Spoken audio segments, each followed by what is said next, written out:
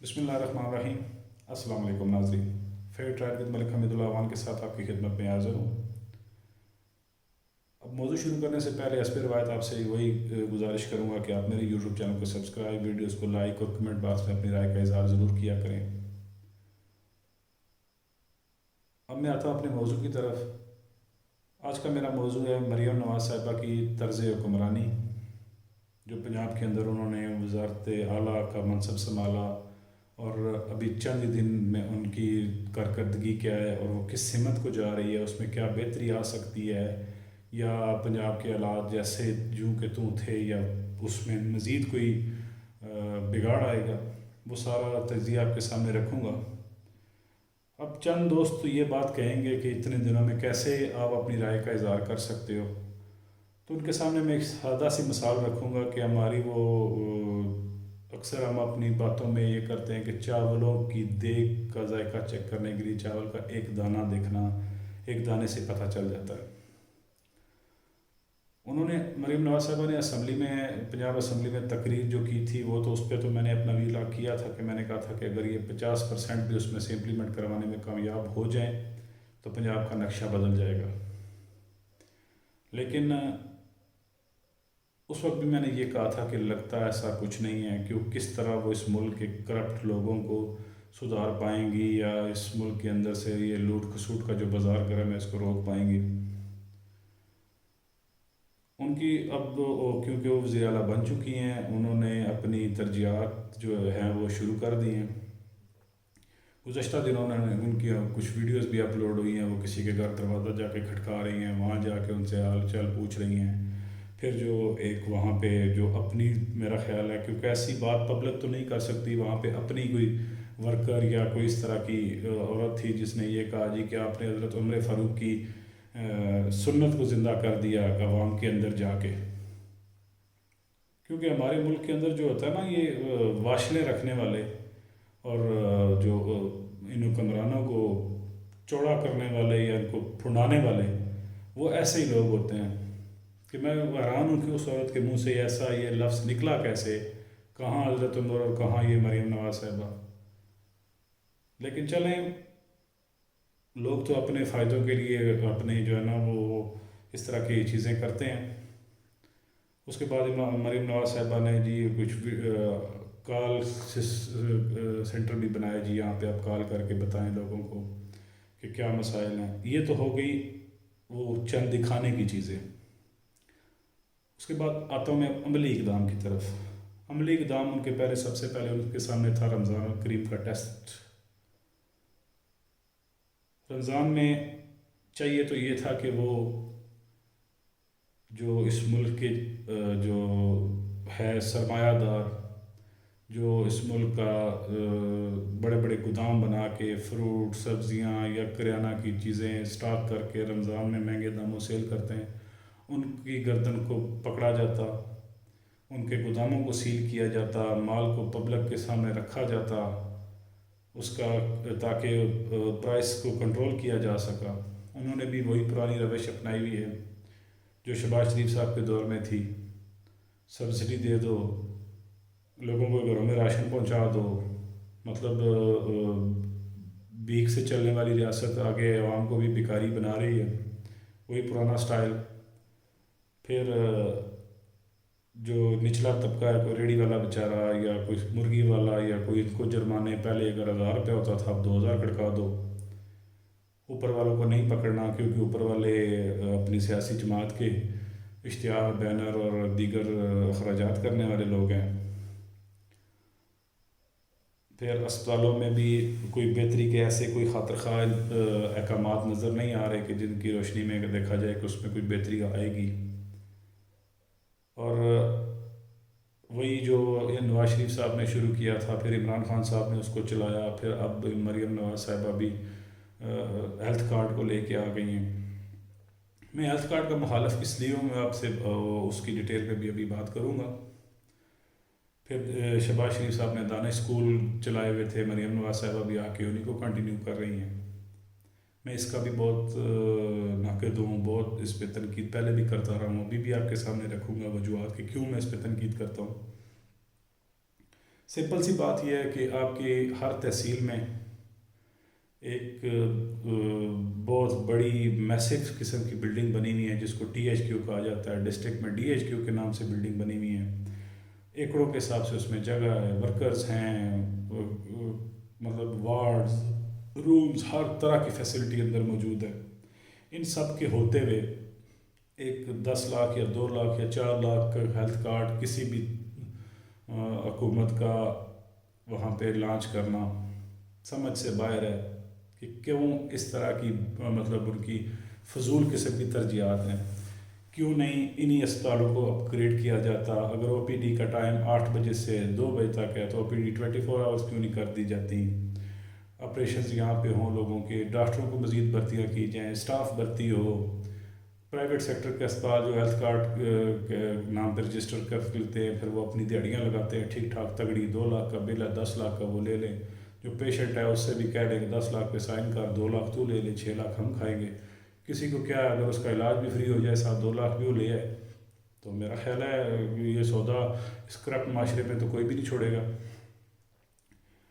تو دانش اسکول ہے تو ہر چھوٹے سے چھوٹے گاؤں میں پرائمری اسکول بنے ہوئے ہیں، ہائی اسکول موجود ہیں، بڑی بڑی بلڈنگیں ہیں، انفراسٹرکچر جو پرانا بنا ہوا ہے وہ بہت شاندار ہے۔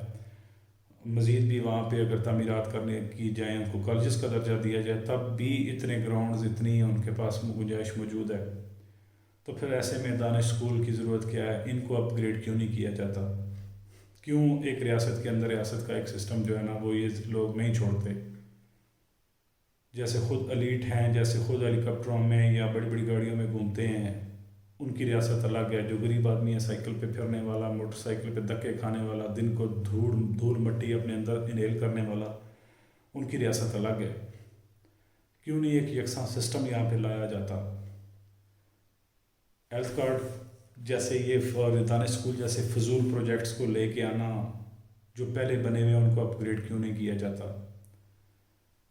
اگر آپ نے کچھ کرنا ہے تو مستقل حل نکالا جائے، نہ کہ کرپشن کے نئے راستے پیدا کیے جائیں، لوٹ مار کے نئے راستے پیدا کیے جائیں، جو پرانا انفراسٹرکچر ہے اس کو تباہ و برباد کر دیا جائے۔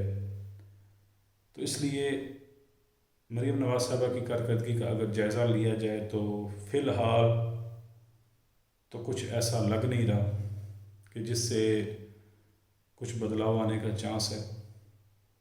وہی پرانا سٹائل رہے گا جو پہلے چلتا آ رہا ہے شہباز شریف صاحب کے دور میں۔ پھر خربوزدار صاحب کا تو اس میں ذکر کرنا میں نہیں سمجھتا کہ کوئی انصاف ہوگا۔ انہوں نے تو جو کیا یا جو اس دور میں ہوتا رہا وہ تو ہم نے اپنی آنکھوں سے دیکھا، کور بھی کرتے رہے کہ پہلے تو ہوتا تھا کہ جی پردوں میں رشوت بھی لی جاتی تھی، اس دور میں کھلم کھلا معاملات چلتے رہے۔ تو پھر اسکولوں کا بھی یہی حال تھا، اسکولوں میں بھی کوئی اصلاحات نہیں تھی، بلکہ پرائیویٹ کر کے اسکول حوالے کر دیے گئے تنظیموں کے۔ تو کچھ ایسا نہیں ہے کہ جو کہا جائے کہ پہلے سے ڈیفرنٹ ہوگا۔ تو ممکن ہے کہ مطلب وہ اس کو مزید بہتری کی طرف لے کے جائیں، کچھ ایسے پروگرام، ایک پروگرام ان کا ہے جس پہ جو ہے نا وہ مجھے لگ رہا ہے کہ اگر اس پہ وہ کام کر گئیں تو شاید اس ملک کے حالات کچھ بہتر ہو جائیں۔ وہ پروگرام یہ ہے کہ بار بار یہ سننے میں آ رہا ہے کہ آئی ٹی سیکٹر میں مریم نواز صاحبہ کی دلچسپی بہت زیادہ ہے، اور پھر لندن یونیورسٹی کے چند طلباء کے ساتھ ایک بڑی میسو قسم کی میٹنگ بھی ان کی ہوئی ہے جس میں ڈسکس کیا گیا ہے کہ طالب علموں کو کون سی ایسی فیسلٹیز دی جائیں کہ جس سے وہ اس ملک کے لیے کچھ کر سکتے ہیں۔ وہ ایک پروگرام ایسا ہے کہ اگر اس پہ کچھ کام کر جائیں تو شاید آنے والی نسلوں، آنے والے بچوں کو کچھ بھلا ہو جائے۔ لیکن باقی جو میں اور میری ایج کے لوگ ہیں یا ہم جس طبقے سے ہم تعلق رکھتے ہیں، ان کے لیے ضروری آئٹمز تو یہی ہیں کہ ہمیں صاف ستھرا، ہمارے بچوں کو صاف ستھرا دودھ ملے،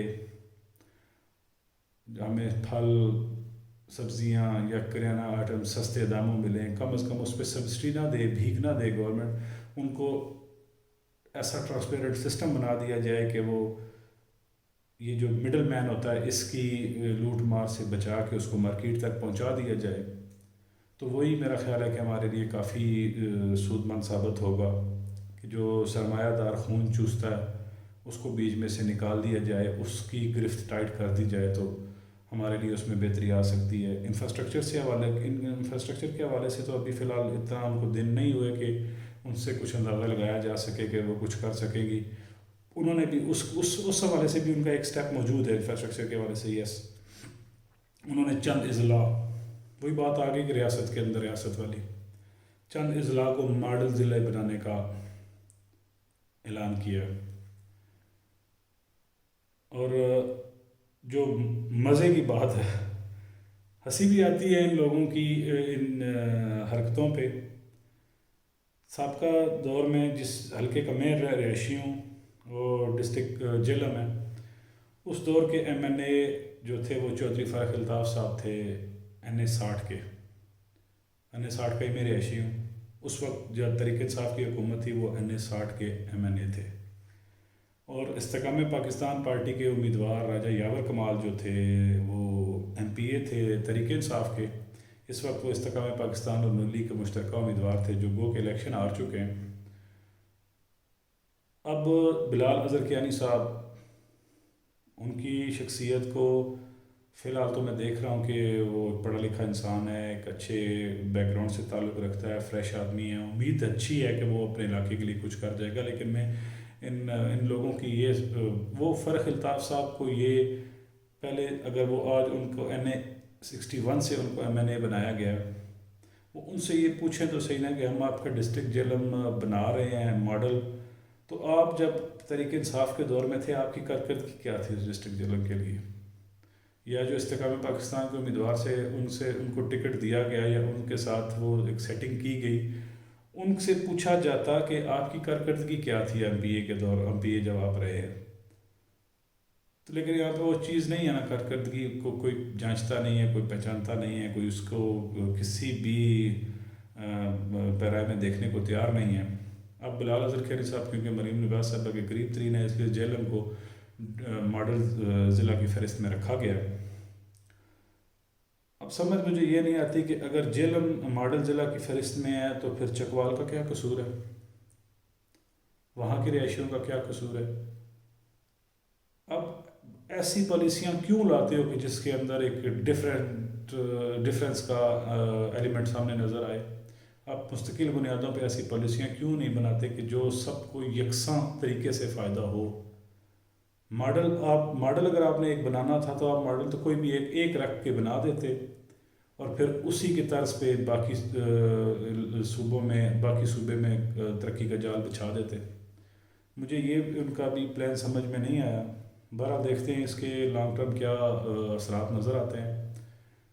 کنکلوژن یہ ہے کہ فی الحال مریم نواز صاحبہ کی جو طرز حکمرانی ہے وہ سابقہ حکمرانوں کی ہیت کا طرز کا تسلسل ہے، جس میں کوئی خاطر خواہ ایسی کوئی میسو قسم کی کوئی اپروچ نظر نہیں آ رہی کہ جس سے یہ اندازہ لگایا جا سکے کہ پنجاب کے لوگوں کی کچھ تقدیر بدلنے والی ہے۔